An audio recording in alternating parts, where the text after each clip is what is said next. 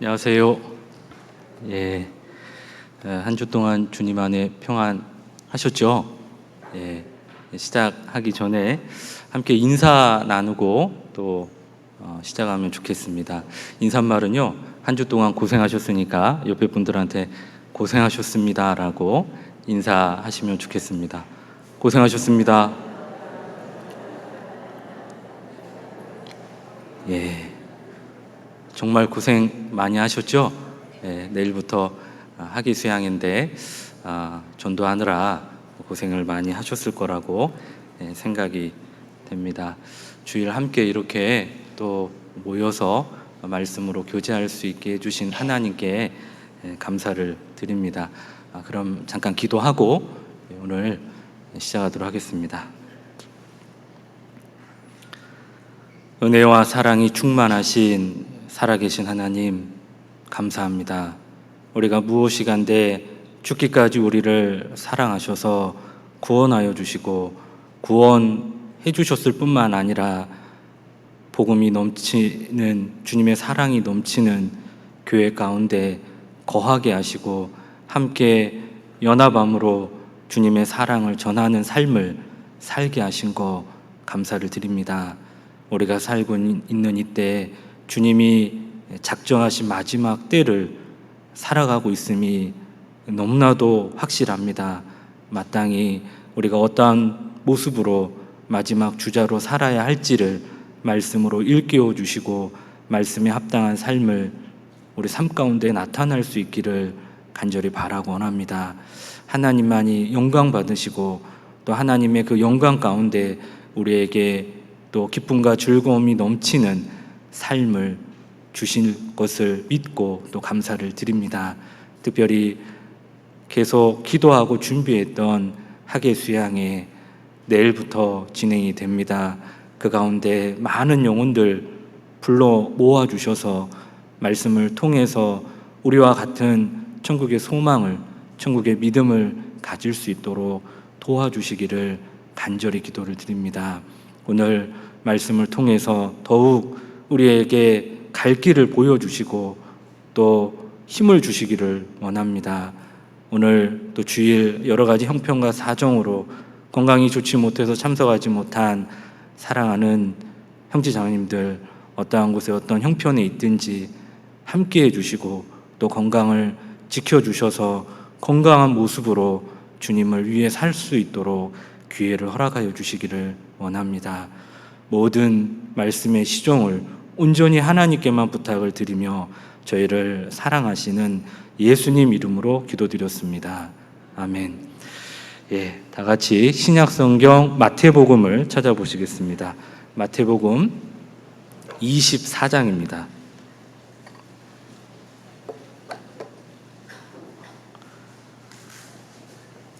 마태복음 24장 37절, 마태복음 24장 37절입니다. 신약성경 42페이지 마태복음 24장 37절부터 39절까지 말씀인데요. 같이 천천히 읽어보시겠습니다.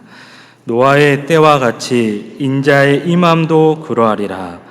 홍수전에 노아가 방주에 들어가던 날까지 사람들이 먹고 마시고 장가들고 시집가고 있으면서 홍수가 나서 저희를 다 멸하기까지 깨닫지 못하였으니 인자의 임함도 이와 같으리라. 예, 오늘은요, 마지막 시대를 사는 그리스도인의 자세라는 제목으로 함께 말씀을 좀 상고해 보고자 합니다.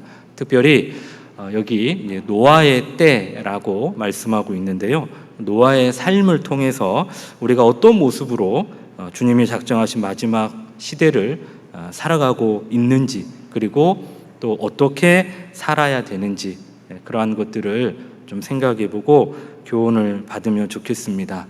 지금 우리가 살고 있는 이 시대는 우리가 너무나 잘 알고 계신 것처럼 성경에서 말씀하시는 마지막 때의 징조를 보고 사는 그런 시대에 우리가 살아가고 있습니다. 신문이나 매스컴을 통해서 또 성경에 나오는 마지막 때 일어날 징조들을 우리는 너무나도 쉽게 접하고 또 보고 사는 그런 시대입니다. 특별히 지금 전 세계를 강타하고 있는 이 코로나, 이 전염병, 이 전염병이 누가복음 21장 11절에서 말씀하시는 그 온역에 대해서 말씀하고 있는데요. 그러한 말씀을 성취하고 있다라고 말할 수 있습니다. 그런데 놀라운 건 성경이 이런 전염병들이 동물을 통해서 온다라고도 말씀을 하고 있습니다. 요한계시록에 보면 7년 환란 때 사람들이 어떻게 죽을 것을 말씀을 하고 계시는데요. 그때 동물로 사람을 죽일 거다라고 말씀하고 있습니다. 여기 마태복음은 좀 잡아 놓으시고요. 요한계시록 한번 보겠습니다. 요한계시록 6장을 보겠습니다.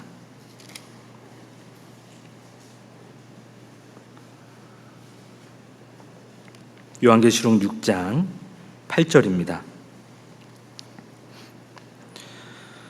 6장 8절 제가 읽겠습니다. 내가 보매 청황색 말이 나오는데 그 탄 자의 이름은 사망이니 음부가 그 뒤를 따르더라. 저희가 땅 4분의 1의 권세를 얻어 검과 흉년과 사망과 뭐라고 되어 있죠?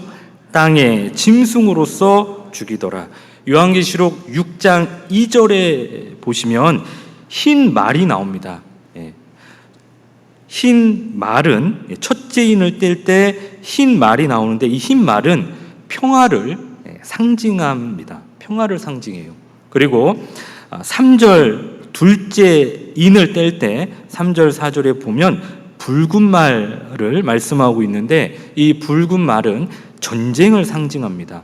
그리고 5절에 또 셋째 인을 뗄 때 여기는 검은 말이 나옵니다. 이 검은 말은 기근을 상징을 하고 있습니다.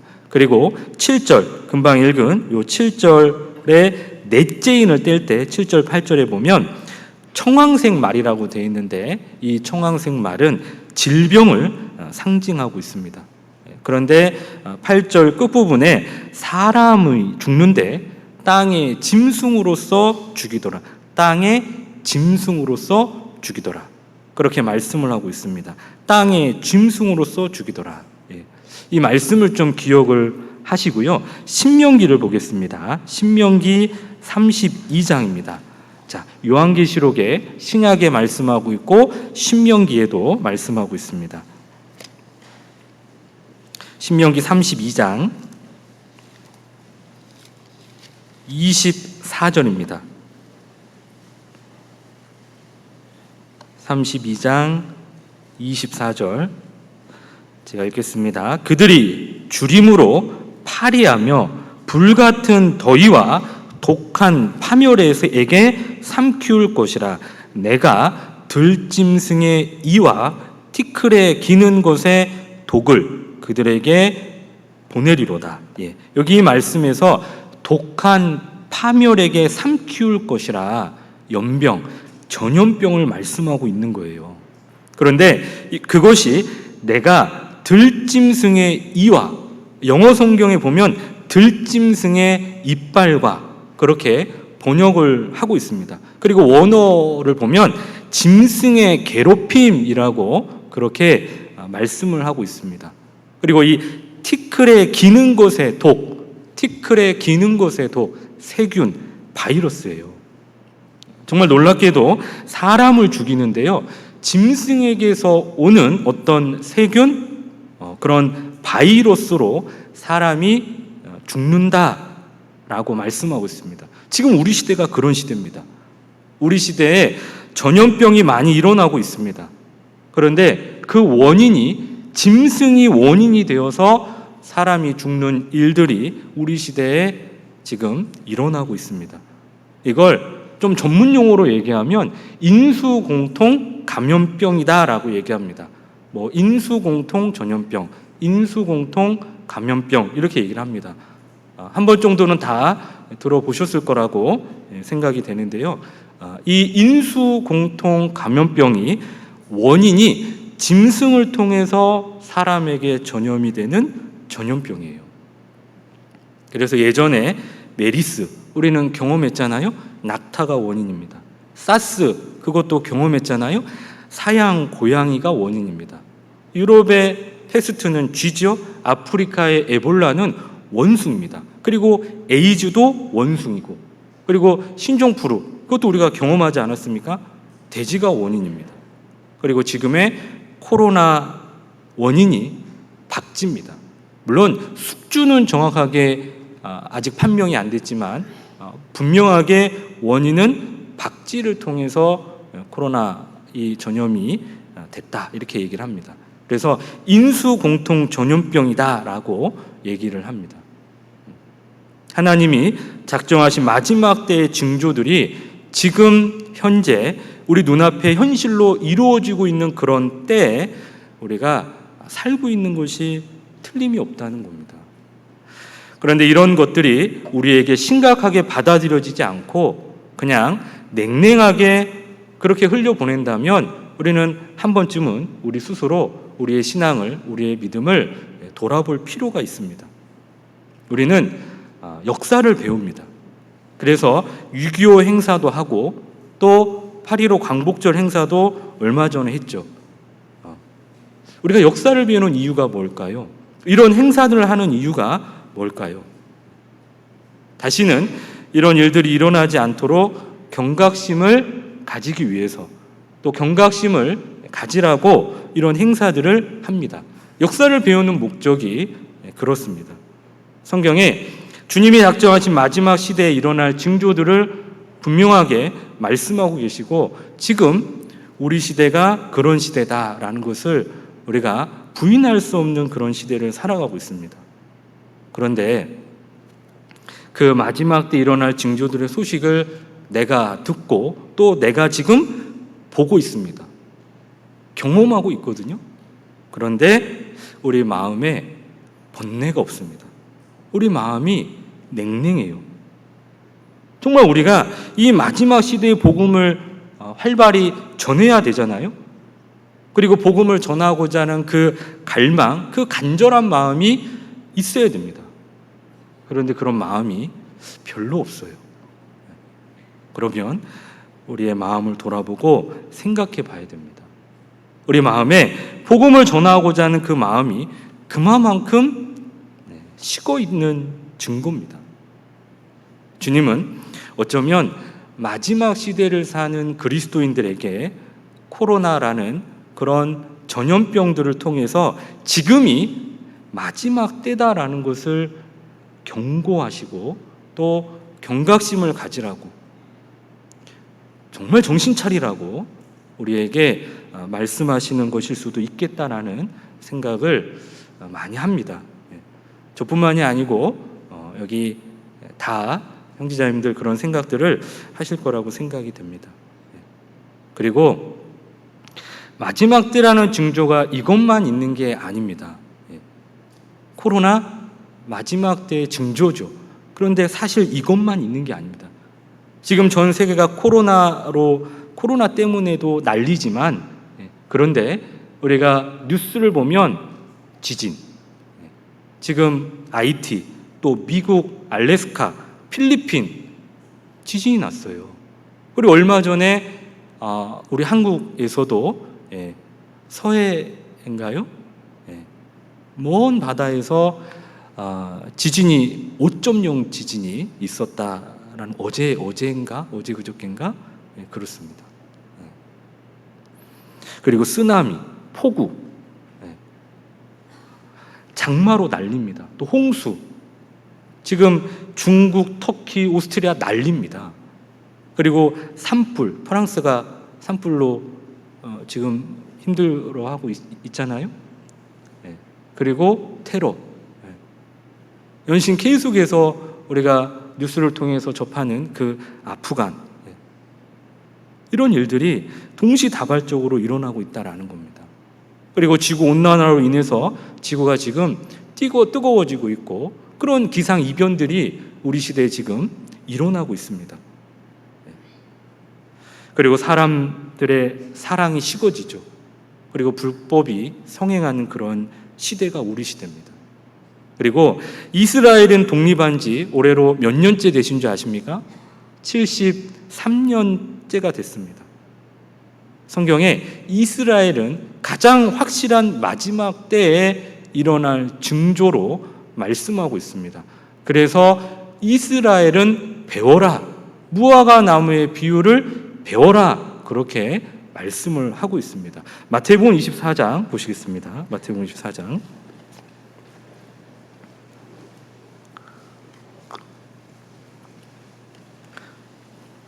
32절입니다. 32절부터 보시면 무화과 나무의 비유를 배우라. 그 가지가 연하여지고 잎사귀를 내면 여름이 가까운 줄을 아나니 이와 같이 너희도 이 모든 일을 보거든 인자가 가까이 곧 문 앞에 이른 줄 알라. 내가 진실로 너희에게 말하노니 이 세대가 지나가기 전에, 이스라엘이 독립한 그 세대가 지나가기 전에 이 일이 다 이루리라. 천지는 없어지겠으나 내 말은 없어지지 아니하리라. 무화과 나무의 비유를 배우라. 무화과 나무는 이스라엘을 상징합니다. 그 가지가 연하여지고 잎사귀를 내면 여름이 가까운 줄을 아나니 이와 같이 너희도 이 모든 일을 보거든. 우리는 보고 사는 시대에 살고 있잖아요. 이스라엘이 자기 땅으로 돌아오는 것을 너희들 보거든. 그러면 뭘 생각하라는 겁니까? 인자가 가까이 곧 문 앞에 이른 줄 알아라. 우리가 살고 있는 이 시대에 이스라엘이 1948년 5월 14일 날 독립을 했습니다. 지금 73년이 됐습니다. 그리고 이스라엘이 약 1900년 동안 나라 없이 그렇게 유리방황했던 그 나라를 세우고 자기 본토로 돌아오고, 그리고 이스라엘이 회복됐는데 어떻게 회복됐습니까? 성경대로 엄청난 강국이 됐습니다. 이스라엘에게, 유대인에게 잘못 보이면 미국의 대통령도 안 돼요. 이스라엘이 회복되는 그 세대가 지나가기 전에 우리가 이걸 기억해야 됩니다. 이스라엘이 회복되는 그 세대가 지나가기 전에 예수님이 오신다. 분명하게 성경은 말씀하고 있습니다.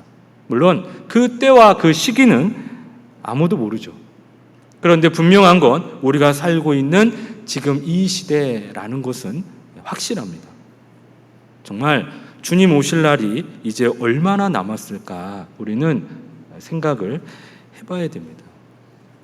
이 세대가 지나가기 전에 내 때입니다. 내 때. 우리 시대가 그렇습니다. 부인할 수가 없습니다.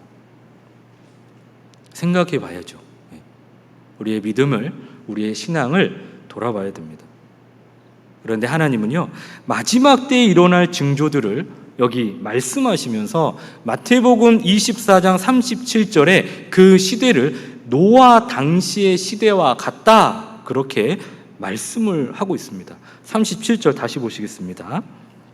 37절부터 보시면 노아의 때와 같이 인자의 임함도 그러하리라. 홍수전에 노아가 방주에 들어가던 날까지 사람들이 먹고 마시고 장가들고 시집가고 있으면서 홍수가 나서 저희를 다 멸하기까지 깨닫지 못하였으니 인자의 임함도 이와 같으리라.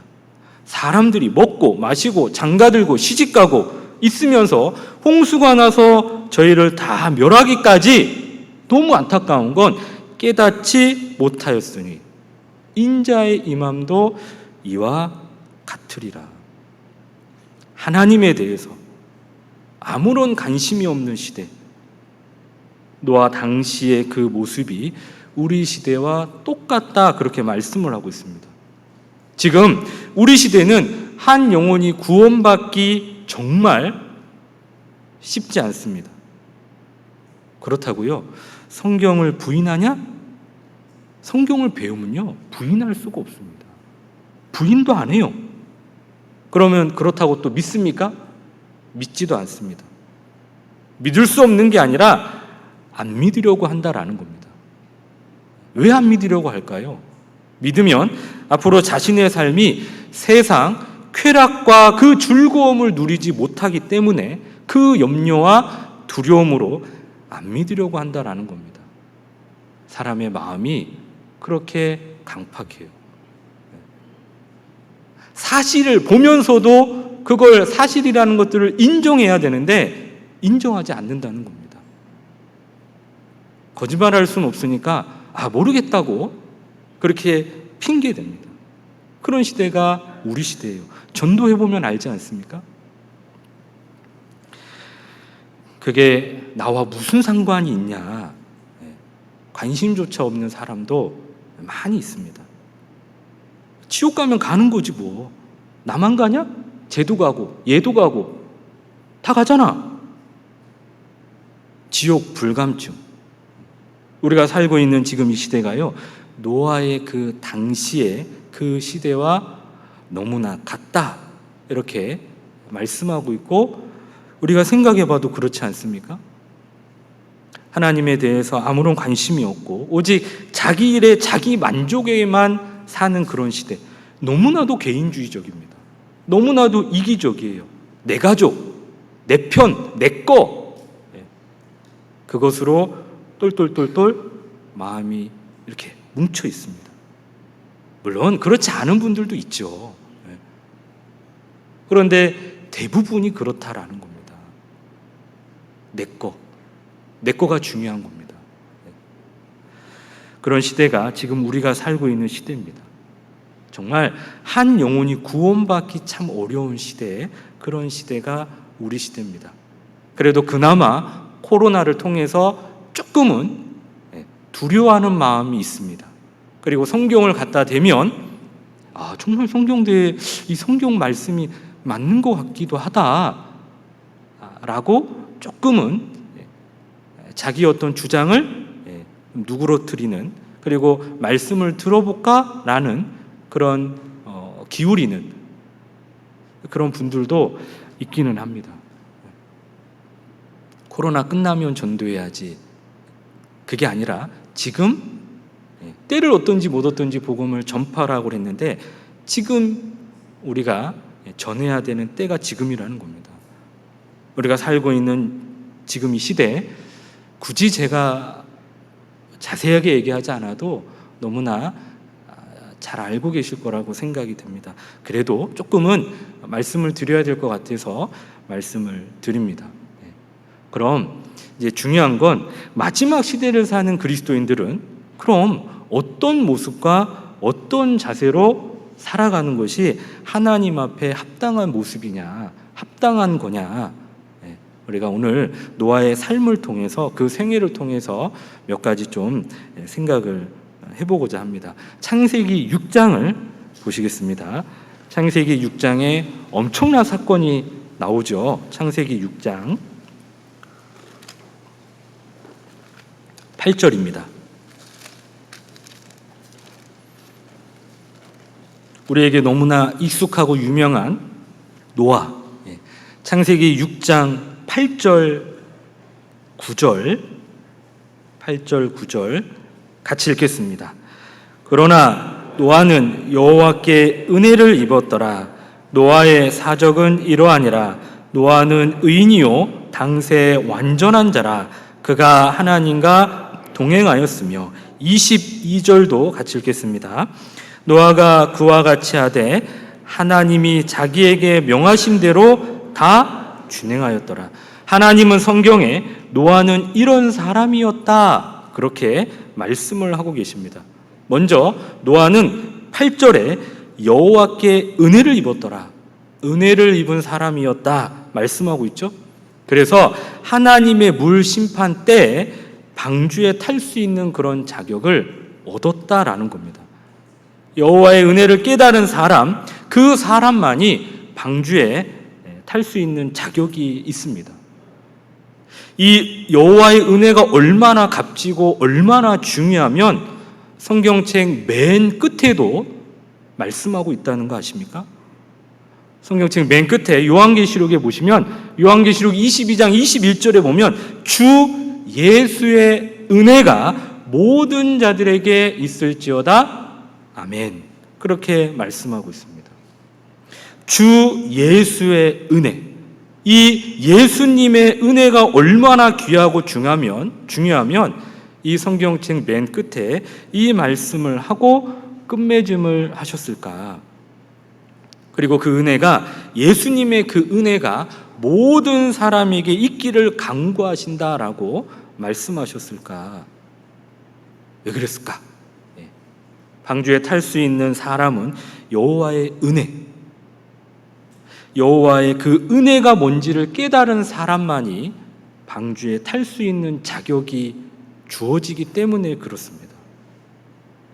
여호와의 은혜. 여기 앉아 계신 모든 분들은 여호와의 은혜를 깨달으셨잖아요. 우리 인생 중에 가장 중요한 건, 그건 예수님의 은혜. 그 은혜를 우리가 깨닫고 받아야 된다라는 겁니다. 다르게 말씀드리면 구원받는 거, 거듭나는 거, 죄 사함 받는 거, 천국 가는 거, 그것이요, 자신 있게 말씀드릴 수 있습니다. 돈 버는 것보다 더 중요합니다. 이 땅에 건강하게 사는 것보다 더 중요합니다. 내가 구원받는 거. 우리 인생 중에요, 가장 먼저 해야 되는 겁니다. 왜 그렇죠? 여러분, 1시간 후에 내가 어떻게 될지 아십니까? 모르는 거예요. 사람은 출생이라는 걸 합니다. 그래서 나이를 먹습니다. 생일이라는 게 있죠? 그런데 어린아이가 꼭 나이 들어서 죽습니까? 그렇지 않잖아요. 성경을 덮고 가장 이 세상에서 확실한 진리를 대봐라, 불변의 진리를 얘기해봐라, 그러면 죽음이다, 그렇게 말할 수 있습니다. 죽음은 불변입니다. 어떤 생명체도 피해갈 수 없는 게 죽음입니다. 내 운명을, 내 끝을 나는 모르는 겁니다. 그렇기 때문에 이 땅에서 가장 중요한 건 예수님의 은혜를 깨닫고 살아가는 거예요. 구원을 확실하게 받고 확실하게 제사함을 해결하고 살아가는 게 가장 지혜로운 거고, 가장 가치 있는 거고, 가장 현명한 겁니다. 지금 여기 계신 분들은 다 현명한 사람이고 다 지혜로운 사람인 거예요. 그래서 내가 오늘 죽으면 천국 갈 수 있는 그 믿음이 있는가? 나는 정말 확실한가? 마지막 때 스스로 더욱 확인하고 또 몇 번이고 자신에게 물어봐야 할 가장 중요한 질문입니다. 이 질문에요, 만약 내가 흔들리고 있다면, 뭔가 양심의 가책이 있고 두려움이 있다면 우리는 생각해 봐야 됩니다. 예수님의 은혜를 입은 사람만이 구원의 방주를 탈 수가 있는 거예요. 정말 내가 방주 탈 수 있을까? 정말 내가 구원의 방주 탈 수 있을까? 그걸 진짜 생각해야 됩니다. 그래서 노아가 하나님께 은혜를 입었던 것처럼 우리도 그 하나님의 은혜, 예수님의 그 은혜를 확실히 깨닫고 받았는지, 그걸 우리는 먼저 확인을 하셔야 됩니다. 나의 믿음을 확신하는 것, 그것이 마지막 때를 사는 그리스도인의 가장 우선적으로 먼저 해야 되는 필수 조건입니다. 정말 중요합니다. 확인해 봐야 돼요. 여기 잡으시고 고린도전서 13장을 보시겠습니다.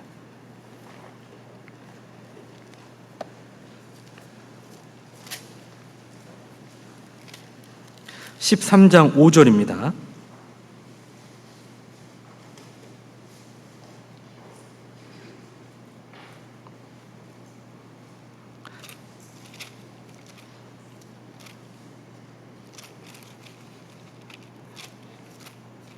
(13장이) 아니고요.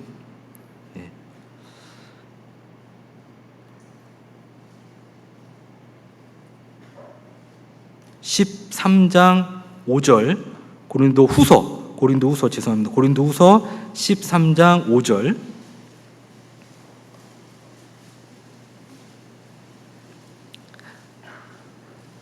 같이 읽겠습니다. 너희가 믿음에 있는가 너희 자신을 시험하고 너희 자신을 확증하라.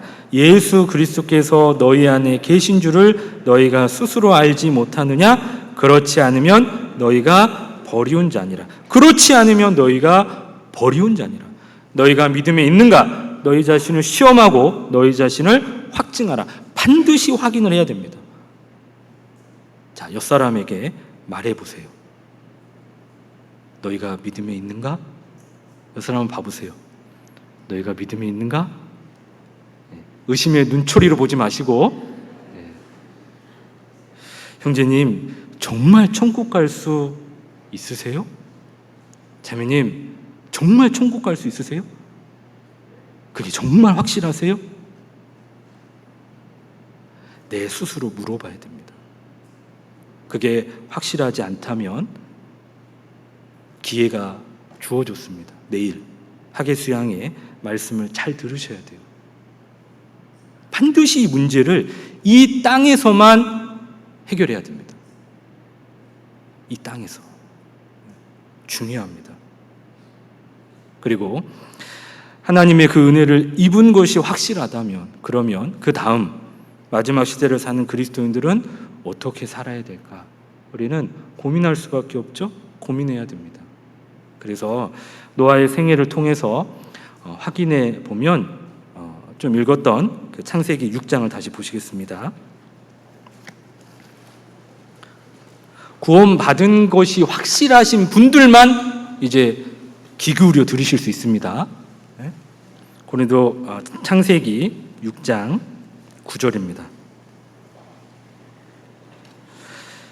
노아의 사적은 이러하니라. 노아는 의인이요 구원받았다는 겁니다.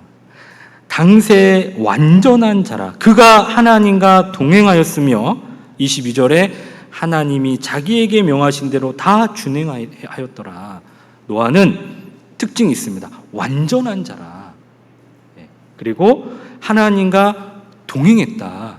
그리고 하나님이 명하신 대로 다 준행했다.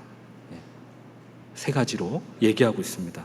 하나님의 은혜를 받은 사람, 의인이죠. 그래서 이 노아처럼 완전한 삶을 살아야 돼요. 구원받았다면. 그리고 하나님과 동행하는 삶을 살아야 됩니다.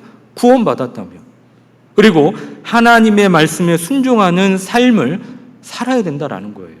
의인이라면, 구원받았다면, 은혜를 입었다면 그렇다는 겁니다. 노아의 이 삶의 특징이 완전한 삶, 동행하는 삶, 순종하는 삶. 우리도 이와 같은 삶을 그리스도인이라면, 특별히 마지막 시대를 사는 그리스도인이라면 그렇게 살아야 된다라는 겁니다. 그런데 처음부터 어렵습니다. 완전한 삶? 마지막 때를 사는 그리스도인의 자세 첫 번째가 완전한 삶이라고 그러는데, 야, 완전한 삶? 우리는 완전합니까? 불완전합니까? 나는 완벽합니까? 절대 그렇지 않잖아요. 야, 우리에게 너무나 멀게 느껴지고 부담스러운 단어입니다. 죄의 기질을 가진 사람이 어떻게 완전하게 살 수 있냐? 야, 이건 불가능하다. 뭔가 좀 잘못된 거 아니야? 그런데 하나님이 생각하는 완전과 사람이 생각하는 완전은 달라요. 자, 하나님을 사람의 생각에 맞춰서 사람의 틀로 하나님을 생각하면 머리가 터집니다. 하나님은요, 사람이 아니거든요. 그러니까 전도집회 드릴 때도요, 내 생각에 이해가 안 되면 받아들이지 않으려고 합니다. 근데 그게 아닙니다. 하나님은 사람이 아니거든요. 그러니까 여기서 말씀하시는 완전이라는 그 하나님이 보시는 완전한 자라는 건 사람이 생각하는 완전과 하나님이 생각하는 완전이 다릅니다. 그러니까 조금 어떻습니까? 아, 그럼 그렇지. 마음이 조금, 야, 그래, 한번 들어볼까? 이런 생각이 들죠. 보통 사람은 완전하다 그러면 뭔가 조금 더 죄를 안 짓고 날마다 뭔가 완벽한 삶을 사는 거, 그게 완전하다, 그렇게 얘기합니다. 그렇게 생각해요. 그런데 하나님은요, 우리가 연약하다는 거 아시잖아요. 우리가 나약하다는 거 너무나 사실 잘 아십니다. 그래서 하나님은 우리가 죄를 지어도 그 죄에 대해서 그때그때 그렇게 심판하지 않으시는 거예요. 지금 현재 구원받지 않은 사람들 왜 그냥 내버려 두실까요? 오래 참고 기다리시는 거예요. 천년이 하루같이, 하루를 천년같이 기다리신다는 거예요. 어떤 분들은 하나님이 안 계시다라고 얘기합니다. 이유를 물어보면 아니 이 세상이 너무 불합리하다는 거예요. 악한 사람, 죄 정말 진짜 극악무도한 그 사람들은 바로바로 그때그때마다 하늘에서 번개를 내려가지고 뭔가 징벌이 있어야 되는데 그렇지 않다는 겁니다. 이 세상 악한 사람이 더 잘 돼요. 너무 불합리하다는 겁니다. 하나님은 거룩하신 분이고 하나님은 공의로우신 분인데 악한 사람들이 잘 되거든요. 사기치는 사람들이 더 잘 되거든요. 선하게 좀 살아보려고 하는 사람들은 왜 이렇게 인생이 꼬이고 힘든지 모릅니다. 그러니까 하나님이 없다, 그렇게 얘기합니다. 그런데 그거 생각하셔야 돼요. 하나님은 사랑이 충만하신 분이라는 거 오래 참고 기다리고 계시는 겁니다. 왜요? 인생의 결말은 지옥입니다. 영원한 지옥 불못이거든요. 엄청난 고통이 있는 곳이거든요. 그러니까 그냥 내버려 둬도 구원받지 못하면 지옥 가니까. 여하튼 이 땅에 사는 동안 어떻게든 하나님의 은혜를 깨닫고 구원받기를 원해서 하나님은 꼭꼭꼭꼭 참고 계시는 거예요. 그걸 우리는 생각을 하셔야 됩니다. 자, 우리의 나약함과 연약함을 하나님은 너무나 잘 아십니다. 그래서 그때그때 심판하지 않으신다라는 거예요. 그럼 하나님 보시기에 완전히 도대체 뭐냐? 우리 마음 중심에서 돌이키고 회개하고 바르게 살려고 발버둥치고 우리의 행실이 좀 부족할 수 있습니다. 그럴지는 모르지만 또 실수할 수 있습니다. 실수할 수 있지만 그래도 마음만큼은 정말 하나님 앞에 진실하고 또 마음만큼은 하나님께 드리는 삶을 살기를 원하는 사람, 그 사람을 하나님은 완전한 자라고 보신다는 겁니다. 정말 하나님께 합당한 삶을 살기 위해서 마음도 행함도 그렇게 살려고 하는 사람, 그 사람을 하나님은 완전한 자로 하나님이 그렇게 보신다는 거예요. 왜냐하면 우리의 나약함과 연약함을 하나님은 너무나 잘 알고 계시기 때문에 그렇습니다. 우리 신앙생활은 하나님은 완전히 닮는 게 아닙니다. 완전히 닮는 게 아니에요. 우리의 신앙생활은 하나님을 닮아가는 삶입니다. 닮아가는 거예요. 예가 되는 인물을 한 명 소개를 하겠습니다. 창세기는 잡으시고요. 사도행전 13장을 보시겠습니다. 사도행전 13장 21절.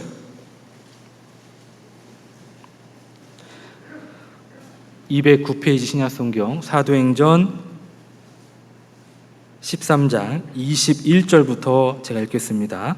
그 후에 저희가 왕을 구하거늘 하나님이 베냐민 지파 사람 기스의 아들 사울을 40년간 주셨다가 패하시고 다윗을 왕으로 세우시고 증거하여 가라사대, 같이 읽겠습니다. 내가 이새의 아들 다윗을 만나니 내 마음에 합한 사람이라 내 뜻을 다 이루게 하리라 하시더니, 하나님이 다윗의 생애를 지금 뭐라고 칭찬하고 계십니까? 다윗은 내 마음에 합한 사람이라 내 뜻을 다 이루게 하리라 하시더니, 하나님이 칭찬하셨습니다. 하나님의 마음에 합한 자, 그런 사람이라면 하나님이 보셨을 때 하나님 앞에 완전한 자라고 그렇게 할 수 있지 않겠습니까? 그런데 다윗이 정말 완전한 삶을 살았습니까? 우리가 잘 알잖아요. 다윗의 생애를 보면 간음죄를 졌습니다. 그리고 살인죄를 졌어요. 그리고 그 교만한 마음으로 인구조사를 했습니다. 사울왕이 추격하니까요, 두려워서 블레셋 땅으로 도망도 갑니다. 다윗의 생애를 보면 사실 실수가 참 많았던 그런 사람 중에 한 사람이거든요. 그런데 왜 하나님은 다윗을 내 마음에 합한 자라고 그렇게 칭찬을 하셨을까? 왜 그랬을까? 그 이유는요, 다윗이 죄를 지었지만 그 죄를 지을 때마다 곧바로 회개했기 때문에 그렇습니다. 다윗은요, 누가 자기 죄를 지적하잖아요? 그러면 무릎을 탁 꿇었습니다. 무릎을 탁 꿇었어요. 그리고 다윗은 자신의 행위가 완전할 수 없지만 정말 내 마음만큼은 늘 진실하고 신실하고 또 내 마음 중심에 늘 주님이 최고라고 그렇게 생각을 하고 그 마음이 변한 적이 없는 거예요. 그 마음을 하나님이 보신 겁니다. 우리는 구원받았어도 죄성이 그대로 있습니다. 그래서 연약하고 나약한 거예요. 그렇기 때문에 우리가 말씀 듣고 땡 이게 아니라 구원받고 계속해서 교회 가운데, 교제 안에 말씀 가운데 있어야 되는 거예요. 왜? 나의 나약함과 연약함을 내가 교제 안에 있는 것이 사실 나를 인정하는 겁니다. 구원받으면 죄가 생각이 안 나는 게 아닙니다. 죄를 안 짓는 게 아니에요. 그걸 하나님이 아신다는 겁니다. 그래서 내가 내 마음에 정말 주님을 위해 살고 싶은 마음, 정말 복음을 전하고자 하는 그 마음뿐만 아니라 내가 그렇게 살려고 발버둥 칠 때, 그리고 죄가 들어왔을 때 그 죄를 무릎 꿇고 하나님 앞에 돌이켰을 때, 그럴 때 야, 너 완전한 삶을 살려고 하는구나, 그렇게 하나님이 보신다는 겁니다. 내 마음에 합한 자. 다윗을 하나님은 인정하셨습니다. 이처럼 우리가 완전한 자로 살 수 있는 비결, 그게 뭐냐? 내가 주님 보시기에 잘못된 것이 있지만 곧바로 그 잘못을 돌이키고 회개하는, 자백하는 삶을 사는 겁니다. 비록 행위는 조금 부족할지는 모르지만 내 마음만큼은 정말 주님께 드리는 삶, 내 마음의 그 밑바탕에요, 신앙의 동기는 정말 진실하고 신실하고, 내가 교회 나오고 형제자매들과 교제하는 것이요, 정말 주님을 사랑하기 때문에, 그리고 말씀을 사랑하기 때문에, 내가 봉사하는 그것이 정말 주님께 내 마음을 드리고 싶어서, 나의 작은 물질도 주님을 사랑하기 때문에 기꺼이 기쁜 마음으로 드리는 것, 주님은 이런 내 마음을 보시고 내 마음의 그 진실과 신실을 받고 싶은 거예요. 하나님은요, 그것을 완전한 삶이라고 그렇게 보신다라는 겁니다. 우리가 그렇게 살아가는 것, 그것이 주님 보시기에 합당한 삶이라는 겁니다. 그런데 우리는 그렇게 살지 못할 때가 종종 있지 않습니까? 그러지 못할 때가 제 스스로 제 자신을 봐도 너무나 많습니다. 자, 주님이 가장 가증스럽게 여기는 것이 있습니다. 그것이 위선과 외식이다라는 것을 우리는 기억해야 됩니다. 주님이 왜 바리새인들을 책망하고 독사의 자식이라고까지 말씀을 하셨을까? 우리는 그걸 생각을 해보셔야 됩니다. 바리새인의 그 행위가 부족해서일까요? 그렇지 않습니다.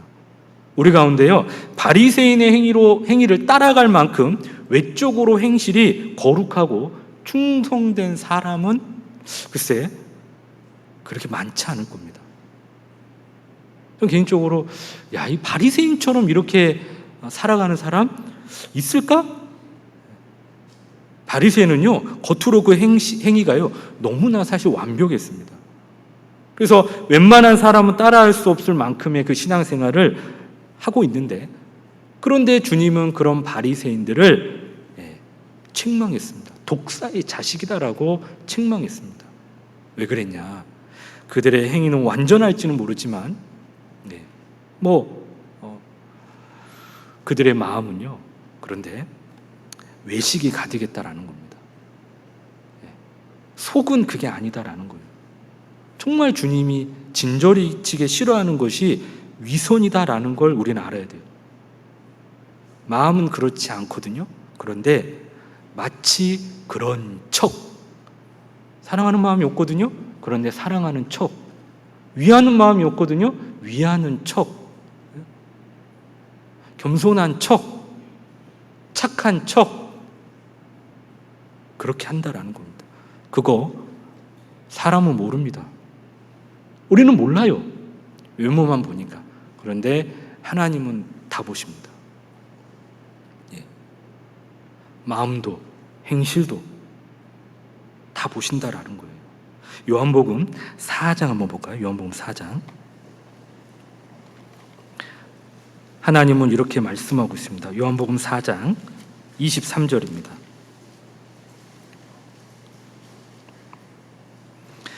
23절,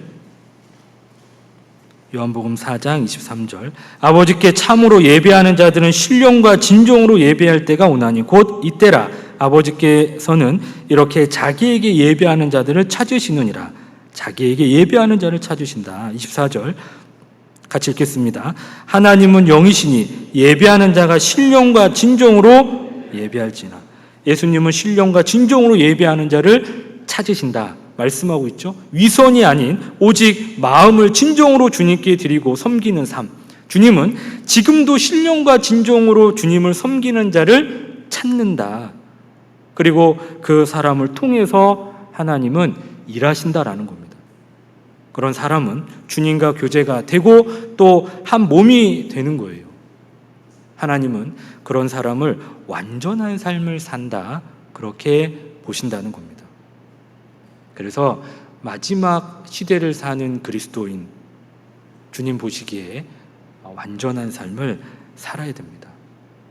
그리고 두 번째, 마지막 시대를 사는 그리스도인의 자세는 주님과 동행하는 삶을 살아야 됩니다. 주님과 동행하는 삶을 사는 거예요. 창세기 6장 9절 보시겠습니다.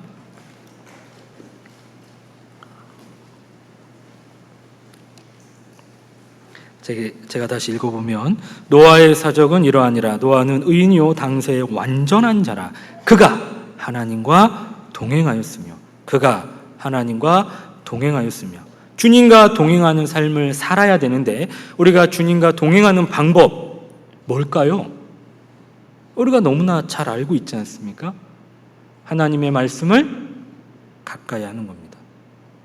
창세기 19장 3절 넘기셔서,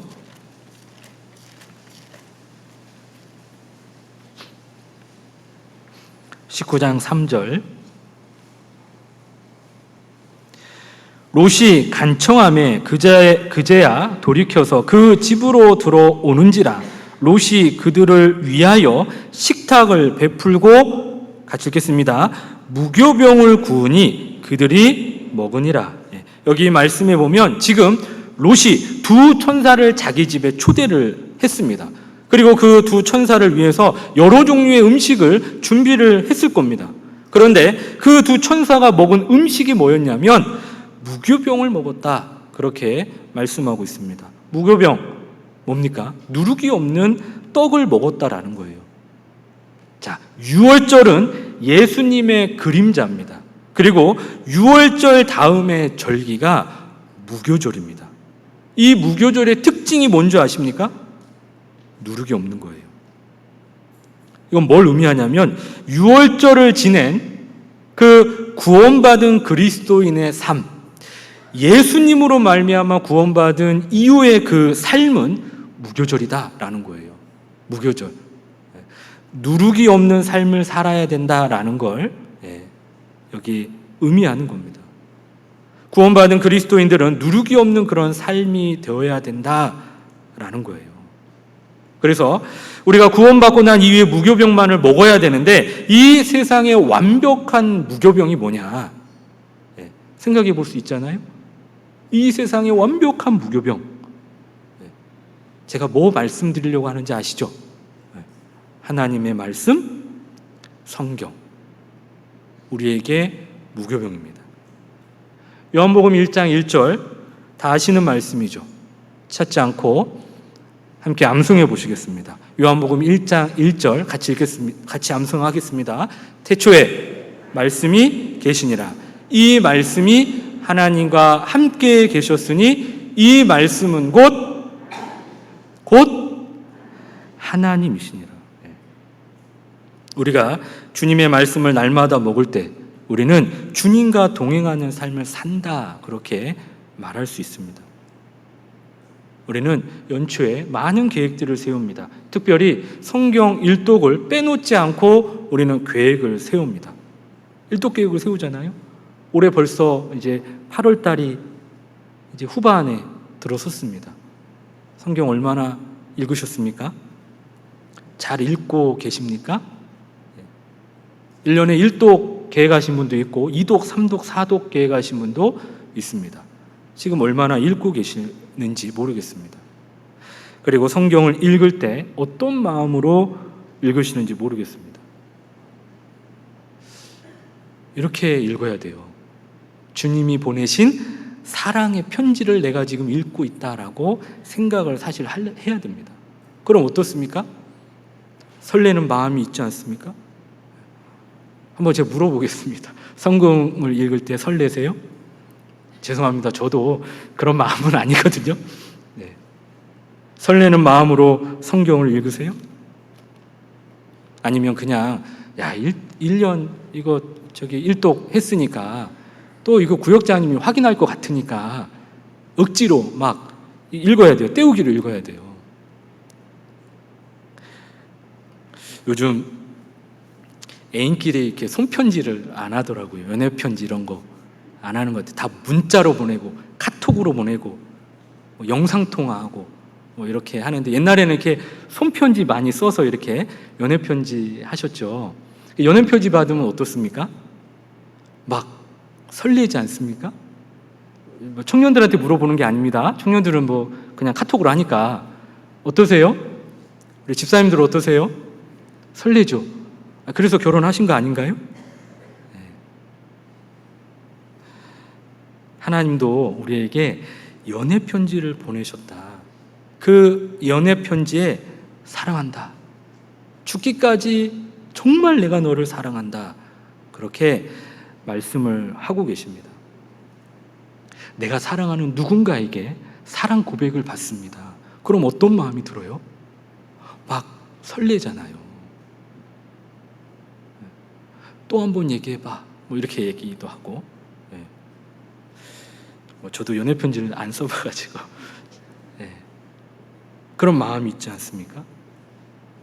사랑의 고백을 하나님은 성경에 담아서 사실 우리에게 하고 계시는 겁니다. 자, 하나님이 보내신 그 사랑의 편지를 읽을 때 눈 감아도 그 말이 계속 생각이 나는 겁니다. 그 말씀이 우리 마음 가운데, 하나님의 말씀이 내 마음 가운데 와닿아요. 그러면 그 말씀이 결국 나와 함께 동행하게 되는 겁니다. 마음에 와닿는 그 말씀, 내 마음을 지배하죠. 하루 종일 그 말씀이 내 마음을 꽉 잡고 있다니까요. 그리고 결국 그 말씀이 내 삶에 동행하게 된다는 겁니다. 내 마음을 지배하고 생각을, 행동을 하나님의 말씀이 지배한다는 거예요. 이러한 삶, 그러한 삶이 말씀과 동행하는 삶이고, 그 삶이 결국 하나님과 동행하는 삶이다라고 할 수 있습니다. 그래서 아침에 성경을 읽고 그 하나님의 말씀이 내 마음에 와닿는 말씀이 있으면 그 말씀을 내가 암송하고, 그 암송한 그 말씀을 하루 종일 일하다가도 생각을 하는 겁니다. 걸어가면서도 생각을 하는 거예요. 그리고 묵상을 하는 겁니다. 내가 말씀과 동행하고 있구나. 그것을 경험하고 체험하게 될 겁니다.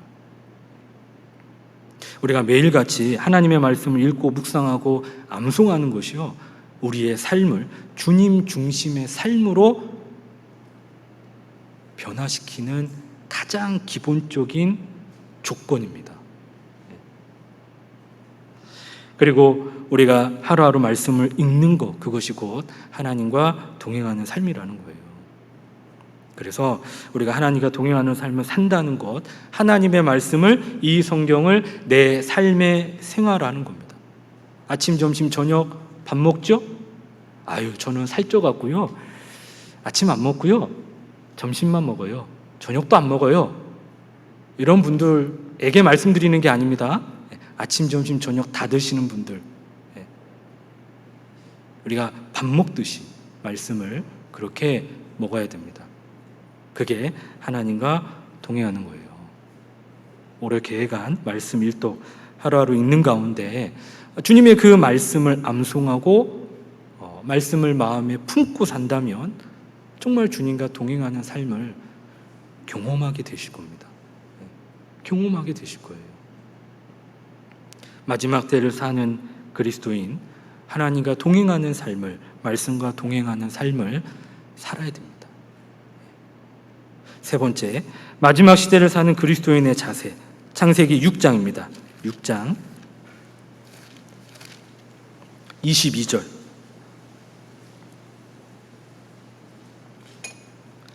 22절 같이 한번 다시 읽겠습니다.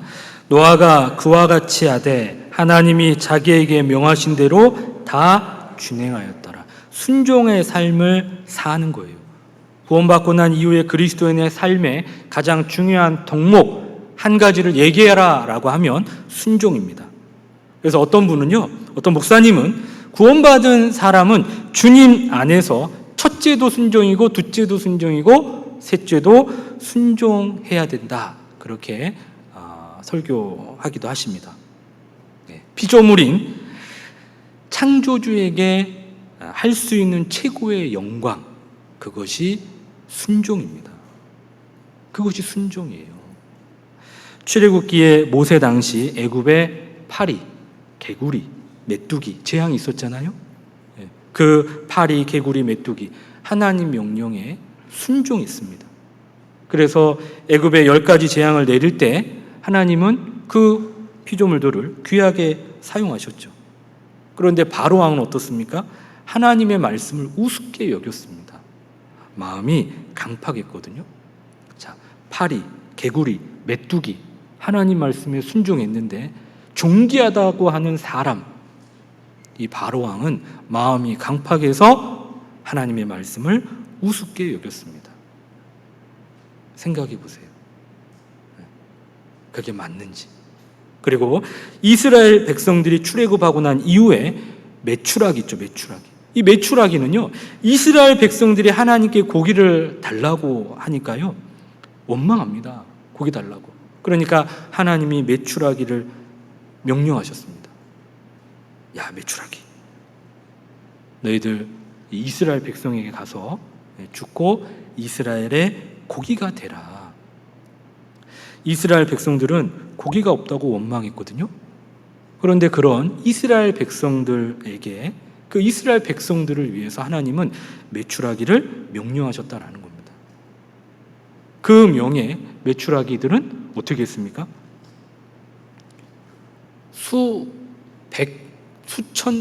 수만 마리가 어디에 가서 죽냐면 그 유대인 발 앞에, 그 광야, 그 유대인이 있는 그 발 앞에 다 가서 죽는 겁니다. 다 가서 죽는 거예요. 원망했던 그 유대인들 앞에. 피조물인 메추라기, 주님이 죽으라고 명령하니까 순종하잖아요. 순종합니다. 메추라기, 개구리, 메뚜기, 파리. 죄송합니다. 감히 우리 사람하고 비교할 수 없지요. 비교해서도 안 됩니다. 그런데 생각해 볼 수는 있다는 겁니다. 생각해 볼 수는 있다는 거예요. 하나님 편에서 봤을 때는 우주 만물을 하나님은 다 창조하셨습니다. 다 만드시고 마지막에 만든 게 짐승이고 사람이에요. 동물이고 사람입니다. 그리고 사람에게 모든 것들을 다 주셨습니다. 다스리라고 했습니다. 그런데 하나님 편에서 봤을 땐 다 만든 거거든요. 동물도 우리도 피조물일 수 있는 겁니다. 피조물이죠. 일 수 있는 게 아니라. 그 동물들은 하나님의 말씀에 순종해서 죽거든요. 그런데 우리는 어떻습니까? 주님을 위해 죽으세요? 안 죽잖아요. 아니, 주님을 위해 죽으라고? 제가 말씀드리는 건 내게 있는 자존심 안 죽는다는 거예요. 내게 있는 고집 안 죽는다는 겁니다. 내 생각, 내 생각의 그 교만 안 꺾잖아요. 메추라기는 죽는데 우리는 안 꺾고 안 죽습니다. 네. 죄송합니다. 제가 비교할 걸 비교해야 되는데 근데 한번 생각을 해보자는 겁니다. 자, 이번엔 사람을 예를 한번 들어보겠습니다. 네. 우리가 잘 아는 요나. 이 요나는요, 하나님의 말씀에 불순종해서 결국 바다에 빠지는 일을 당합니다. 이 바다에 빠졌을 때 하나님이 어떻게 하셨을까요? 예, 큰 물고기에게 명령하셨습니다. 야, 너 가서 요나 빨리 삼켜. 왜요? 시간이 지나면 요나 죽잖아요. 그런데 야, 씹지는 마. 예, 씹으면 안 되잖아요. 엄청난 속도로 달려가서 이 요나를 삼켰을 겁니다. 이 큰 물고기, 말 징그럽게도 안 듣는 그 요나를 위해서 하나님이 명령하셨을 때 요나를 삼켜요. 순종했다라는 겁니다. 그런데 이 요나는 하나님의 말씀에 니느웨로 가서 하나님의 복음을 전해라 라고 했는데 불순종했잖아요. 그런데 이 요나가 그 물고기 뱃속에서 돌이킵니다. 그래서 니느웨로 가죠. 니느웨로 갑니다. 그리고 또 노아, 이 노아가 방주를 만들고 나서 동물들이 어떻게 방주에 들어갑니까? 노아가요, 동물들을 이끌고 방주에 들어간 게 아니잖아요. 동물들을 모은 게 아닙니다. 동물 스스로 방주로 들어갑니다. 하나님이 명령하셨거든요.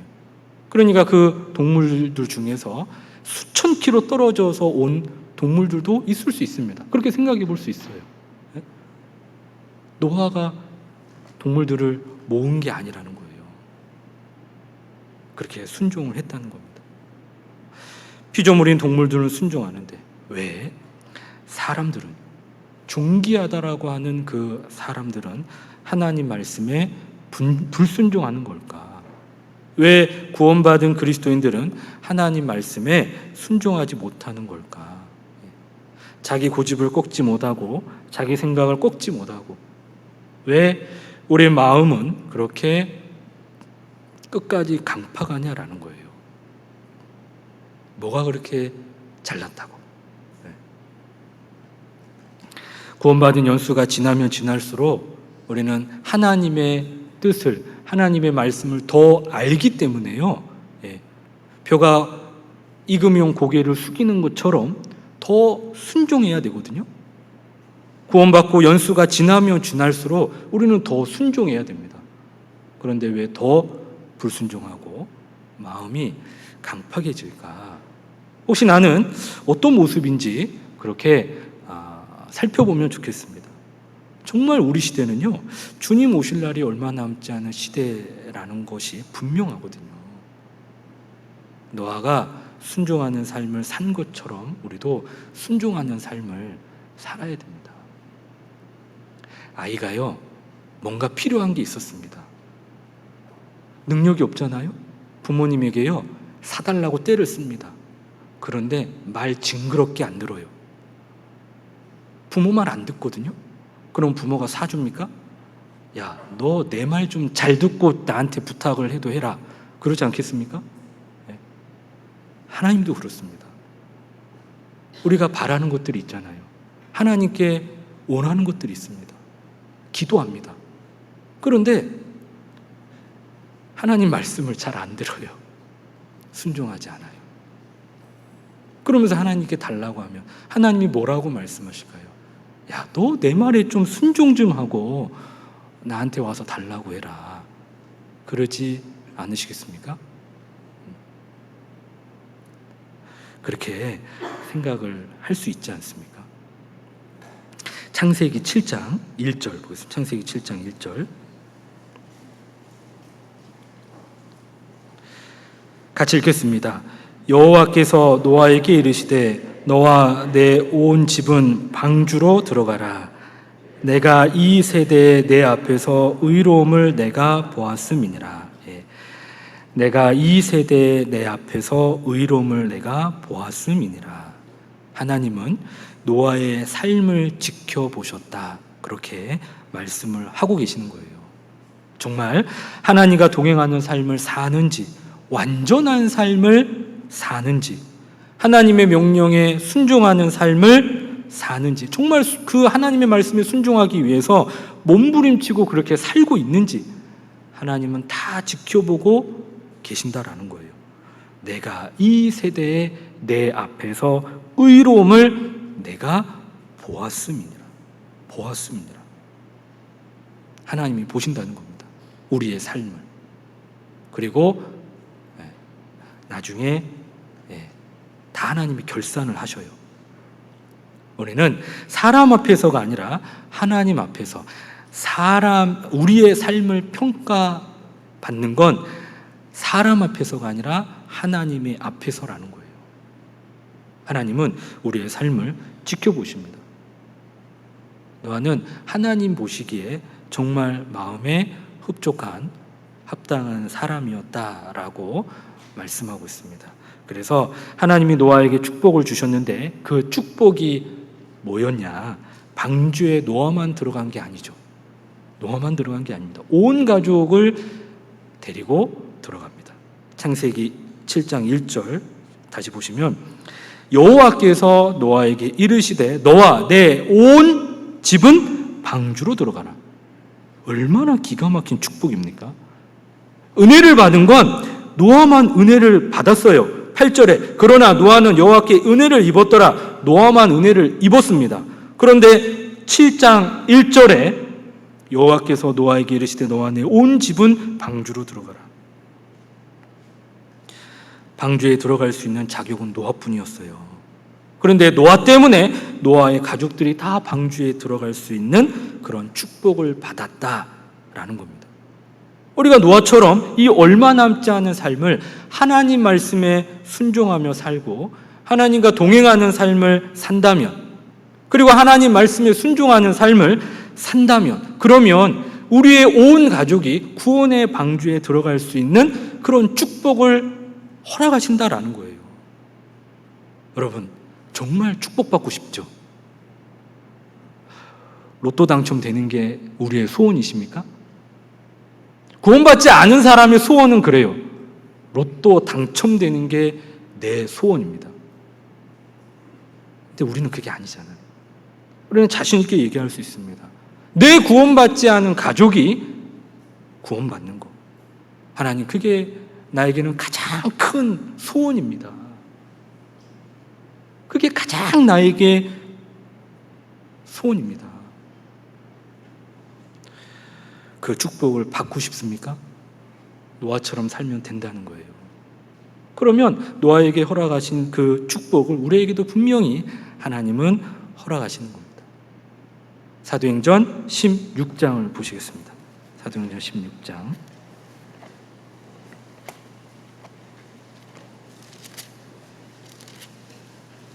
30절입니다. 16장 30절 제가 읽겠습니다. 저희를 데리고 나가 가로되 선생들아 내가 어떻게 하여야 구원을 얻으리일까 하거늘 31절 같이 읽겠습니다. 가로되 주 예수를 믿으라. 그리하면 너와 내 집이 구원을 얻으리라 하고, 거기까지만 읽으면 안 됩니다. 32절도 같이 읽겠습니다. 주의 말씀을 그 사람과 그 집에 있는 모든 사람에게 전하더라. 주 예수를 믿으라. 그리하면 너와 내 집이 구원을 얻으리라. 하나님은 약속하셨죠? 그 약속의 말씀이 있기 때문에 32절 우리는 전하는 겁니다. 전하기까지인 거예요. 정말 우리가 마지막 때 해야 할 가장 큰 일, 심판이 있다라는 것을 전하고 그 심판을 피할 길을 전해야 됩니다. 특히 매일같이 얼굴을 보고 나를 아는 사람들에게 그 심판이 다가오고 있다라는 것을 알려줘야 됩니다. 그것은 우리의 선택이 아닙니다. 그건 우리의 의무입니다. 의무. 의무는 꼭 우리가 사는 동안 주님 오시는 그날까지 해야 되는 거예요. 우리에게 하나님은 선택해라 그렇게 말씀 안 하셨습니다. 명령하셨어요. 전도는 다 명령입니다. 복음을 전파하라 우리에게 다 명령하고 계십니다. 그 명령에 우리는 순종해야 되고 때로는 복종해야 됩니다. 그리고 그것이 하나님만 좋은 게 아니에요. 나에게도 엄청난 기쁨이고 축복이라는 겁니다.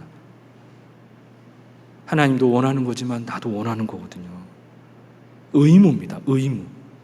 정말 주님이 오실 날이 얼마 남지 않은 때 우리는 잠자는 것이 아니라 노아처럼 완전한 삶을 살기 위해서 우리는 노력해야 됩니다. 어떻게 하면 내 마음과 내 행동이 하나님 보시기에 합당한 삶을 살 수 있을까? 죄를 지었을 때 바로바로 돌이켜야 됩니다. 하나님과 동행하는 삶을, 말씀을 가까이 하는 삶을 살아야 돼요. 순종하는 삶을 살아야 됩니다. 그게 깨어 사는 삶이에요.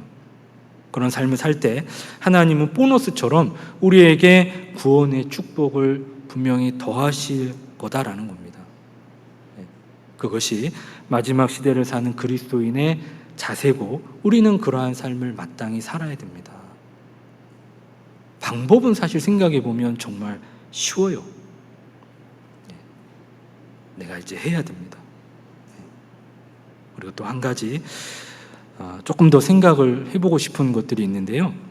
이 노아 당시의 대홍수는 천재지변이었습니다. 높은 산이 내려가고 올라가고 지하수가 터지고 지금까지 없었던 대홍수가 이 천지개벽이 일어난 때입니다. 그러면 생각해 보세요. 방주는 나무로 만들었습니다. 잣나무로 만들었어요. 나무는 약하죠. 바위가 부서지고 바위가 깨지는 그 상황 가운데 이 방주는요, 나무로 만들었기 때문에 약했다는 거예요. 자, 이 방주 안에 노아 식구들이 들어가 있습니다. 막 밖에서는 바위가 터지고 막 부서지고 깨지고 막 난립니다. 자, 어땠을까요? 심정이 어땠을까요? 불안했을까요? 평온했을까요?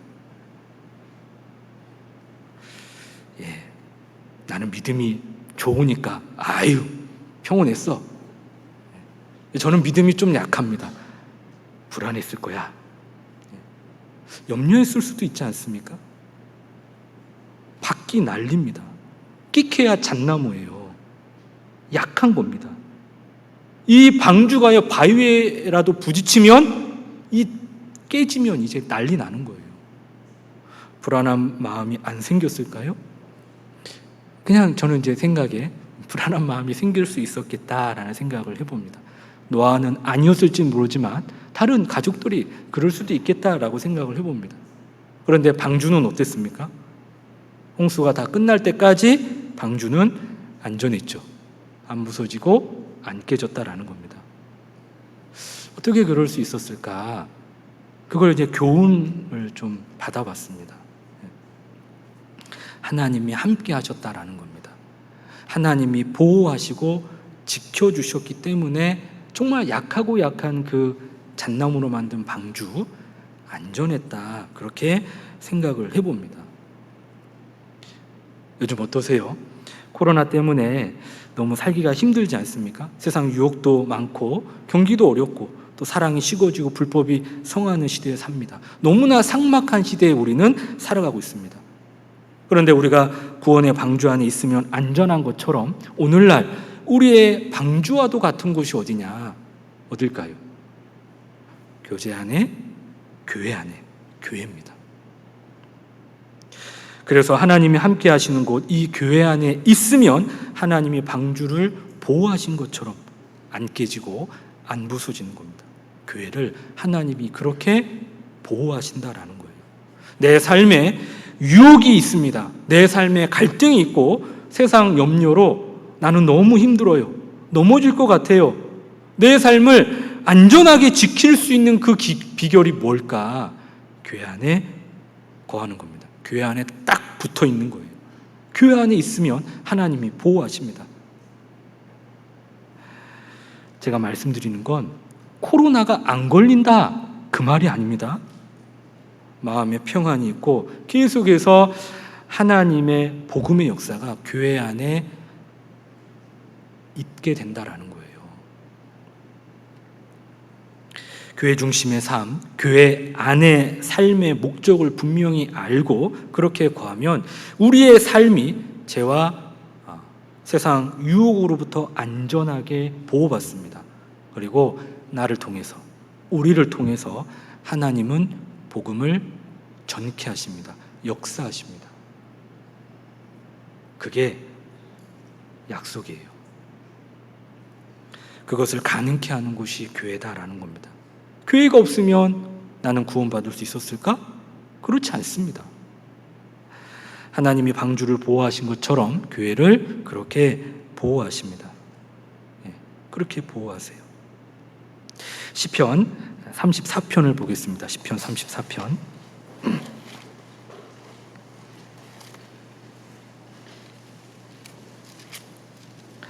9절, 34편 9절.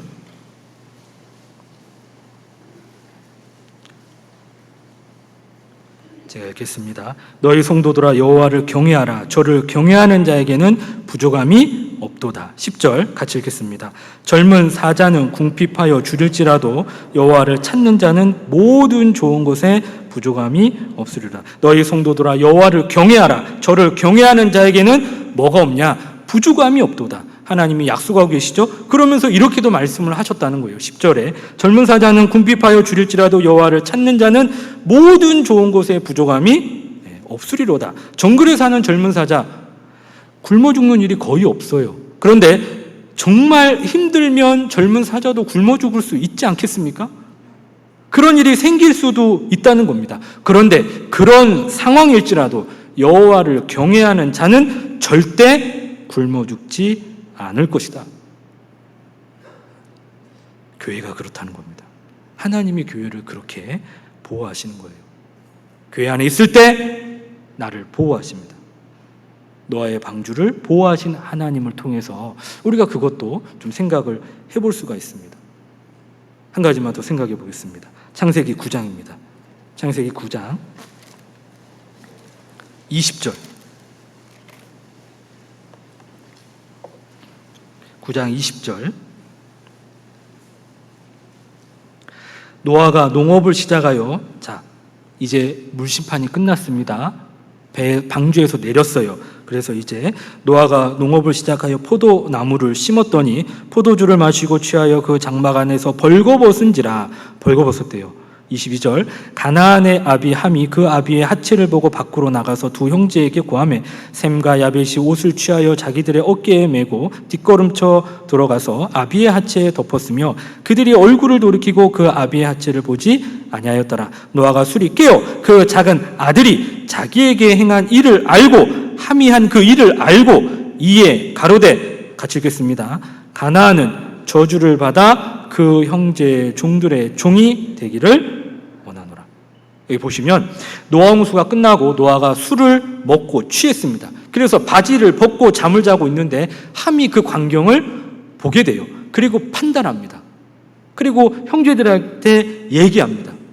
그 함이 판단한 그 죄 때문에 이 노아가 함을 저주했다라고 말씀하는 거예요. 함의 후손, 흑인종이죠. 다들 아시죠? 지금까지 인류 역사상 노예는 흑인이 많았습니다. 물론 백인 확인종도 뭐 이렇게 노예가 있긴 하지만 흑인종이 대부분이잖아요. 흑인 노예가 대부분이잖아요. 그리고 여러 대륙 중에 가장 비참한 대륙이 아프리카 대륙입니다. 에이즈에, 에볼라 바이러스에, 가뭄에 굶어 죽는 사람들이 지금 너무나 많은 곳 아프리카 대륙입니다. 왜 아프리카 대륙이 이렇게 비참한 걸까? 그 이유 생각해 볼 수 있다는 거예요. 창세기 9장 20절에서 25절 조심스럽게 그 이유를 생각해 볼 수 있습니다. 누구 때문이었냐? 그 한 사람이 얼마나 중요한지 이 말씀 가운데 교훈을 받을 수 있습니다. 가족 중에 한 사람이라도 정신을 똑바로 차리고 신앙생활을 바르게 한다. 그럼 그 한 사람 때문에 나머지 가족들이 어떨까요? 영향을 받습니다. 한 사람이 구원을 받으면 그 구원받은 사람이 가족들을 구원 안 할 수가 없습니다. 그 한 사람 때문에 가족에게도 영원한 생명, 복음의 역사가 복음이 들어갈 수밖에 없는 거예요. 그런데 반대로 한 사람이 정신을 못 차려요. 그러면 그 가족들은 비전이 없는 겁니다. 어떤 집은 대대로 불교 집안입니다. 그 집안에 한 사람이 구원을 받았습니다. 그 구원받은 사람 전도를 하지 않습니까? 그 한 사람 때문에 온 가족이 구원을 받아요. 지옥에 갈 수밖에 없는 그 운명에서 천국으로 바뀌는 겁니다. 한 사람 때문에. 반대로 어떤 집은 대대로 기독교 집안이었거든요. 그런데 한 사람이 불교로 개종했습니다. 그 한 사람 때문에 영영이 이제 하나님과는 멀어지는 거예요. 이처럼 한 사람이 너무나 중요하다라는 것을 함의 저주를 통해서 우리는 교훈받을 수 있습니다. 함이 죄를 지은 것 때문에 함의 후손들이 대대로 저주를 받은 것처럼 한 사람의 영향력이 그만큼 크고 그만큼 엄청나다라는 것을 우리는 교훈받을 수 있어요. 세상에 죄가 들어온 것도 그래요. 세상에 죄가 들어온 것도 그렇다는 거예요. 아담이 범죄하지 않았습니까? 그래서 아담의 후손으로 태어난 우리 모든 사람은 한번 죽는 것은 사람에게 정했고 그 후에는 심판이 있다라는 걸 말씀하고 계시는 겁니다. 아담의 후손으로 태어난 모든 사람은 하나님 앞에 다 심판받는다는 거예요. 한 사람의 영향력이 그렇게 크다는 겁니다. 한 사람이 너무나 중요해요. 그럼 나는 내 가족 중에 어떤 한 사람이 되어야 될까요? 어떤 사람이 되어야 될까? 어떤 한 사람이 되어야 될까? 우리 당대와 우리 수순들의 축복을 주는 그런 내가 되어야 되지 않겠습니까? 나를 왜 먼저 하나님은 구원해 주셨을까? 나를 통해서 내 가족을 전도하라는 겁니다. 전도하라는 거예요. 내가 그렇게 중요한 겁니다. 내가 똑바로 살면 내 가족이 똑바로 따라와요. 내가 근데 잘 못 살잖아요? 영향을 받는다니까요. 아닌가요? 아닌 게 아닙니다. 정말 그래요. 그리고 또 이런 생각도 해봅니다. 창세기 9장 20절 이하의 말씀을 보면 좀 불합리하다라는 생각도 들기는 해요. 왜? 아버지가 술에 취해서 바지를 벗고 잔 것은 아버지 잘못이잖아요. 그렇잖아요. 아버지가 잘못한 거거든요. 그런데 왜 그렇게 큰 벌을 받아야 되냐라는 겁니다. 그 죄가 왜 이렇게 크냐는 거예요. 함의 후손에까지 이렇게 대대로 저주를 받아야 되냐. 조금 생각해 보면 불합리합니다. 그런데 이 죄가 왜 큰 죄냐면 셈과 함과 야벳은 누구 때문에 구원받았어요? 아버지 노아 때문에. 자기가 잘나서 구원받은 게 아니라 아버지 때문에 구원을 받은 겁니다. 그러면 셈과 함과 야벳은 자기 아버지가 아버지이기 전에 생명의 은인이라는 거예요. 생명의 은인을 판단하는 그 죄가 큰 죄라는 겁니다. 그걸 우리가 생각해 볼 수 있습니다. 내가 지금 누구 때문에 구원받고 천국에 갈 수 있는 소망을 갖게 되냐? 그건 예수님 때문이잖아요. 예수님이 내 대신 십자가의 죽으심으로 나는 구원을 받았습니다. 그리고 교회가 있기 때문에 구원을 받았어요.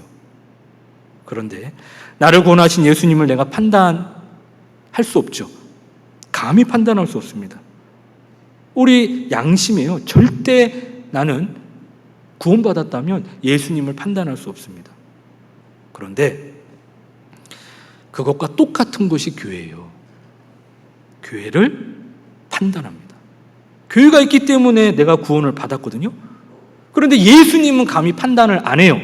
그런데 교회는 너무나 쉽게 우리는 판단합니다. 교회를 판단하는 것이 결국 예수님을 판단하는 것과 같다. 우리가 분명히 그걸 알아야 돼요. 성경에요, 예수님이 머리시고 교회는 예수님의 몸으로 말씀하고 계십니다.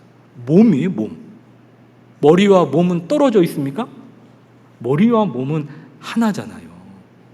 그래서 우리가 감히 예수님을 판단할 수 없는 것이 너무나 당연한 것처럼 교회를 판단하는 것은 사실 있을 수 없는 겁니다. 그런데 우리는 얼마나 쉽게 교회를 판단하는지 모릅니다. 교회가 하는 일이 이렇쿵저렇쿵, 이 형제가 이렇고 저 형제가 저렇고, 이런 사람은 하나님이 축복하지 않으신다는 거예요. 노아를 판단했던 것처럼 함이 대대로, 그래서 저주를 받은 것처럼 교회를 판단하면 그 사람과 그 가족, 그 후손은 모르겠습니다. 축복받을 수 없는 거예요. 그래서 교회를 판단하는 것, 형제자매를 판단하는 것, 그것이 곧 주님을 판단하는 것이고 축복이 없다라는 것을 분명히 우리는 또 이 말씀 가운데 생각을 해보셔야 됩니다. 그래서 오늘 우리가 살고 있는 이 시대, 정말 주님 오실 날이 너무나도 가까운 그런 마지막 시대를 우리는 살아가고 있습니다. 노아처럼 심판의 때를 준비하는 사람으로 먼저는 자신의 구원을 확증해야 됩니다. 확신해야 돼요. 구원받은 자로서 주님 보시기에 합당한 삶, 완전한 삶을 살기 위해 노력해야 됩니다.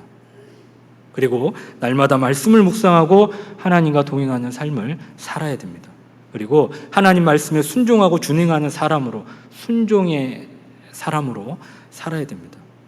그리고 교회 안에 거하고 교회를 판단하지 않고 또 형제자매 한 분 한 분을 귀하게 여기고 우리가 형제자매와 합심하고 연합하고 협력해야 돼요.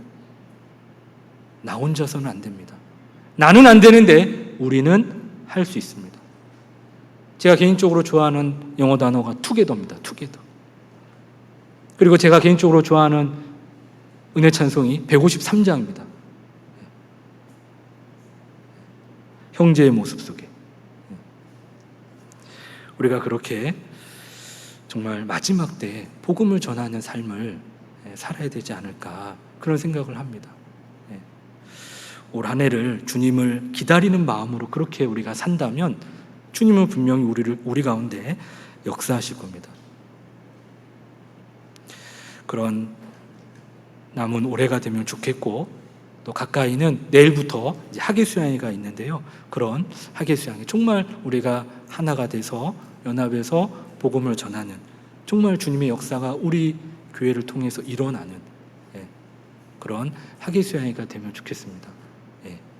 지금 기도 부탁이 거의 500명 가까이 나온 걸로 제가 봤습니다. 490 몇 명 나왔거든요. 그리고 확정자가 100명이 넘습니다.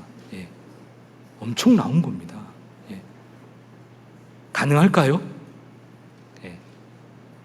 우리가 마음이 하나 되면 가능합니다. 가능해요. 그런 우리가 되면 좋겠습니다. 에베소서 4장 1절 보고 마치겠습니다. 에베소서 4장 1절.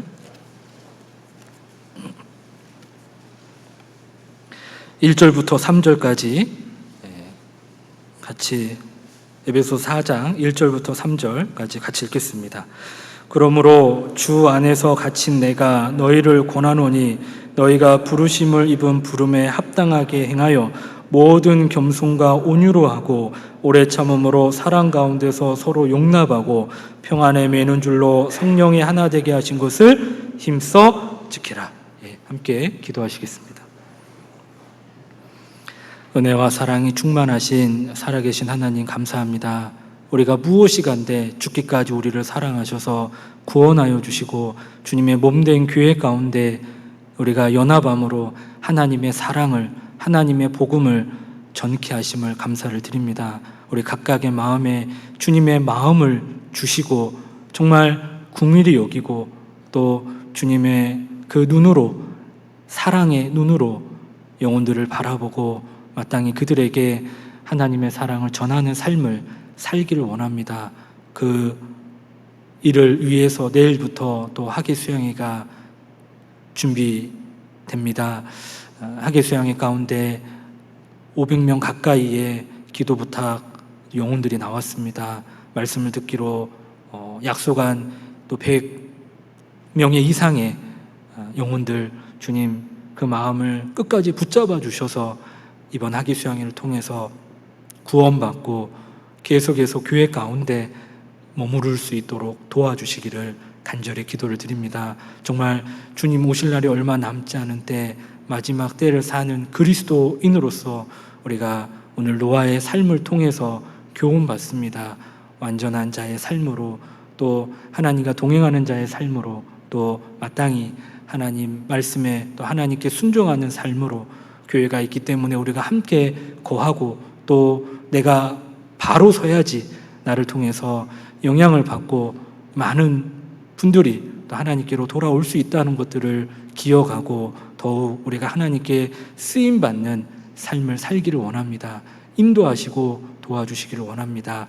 아무쪼록 내일부터 있는 학예 수양의 성인 은장에 주님 함께 하셔서 풍성한 주님의 복음의 잔치가 될 수 있도록 인도하여 주시옵소서. 모든 거 주님께 부탁을 드립니다. 저희를 사랑하신 예수님 이름으로 기도드렸습니다. 아멘.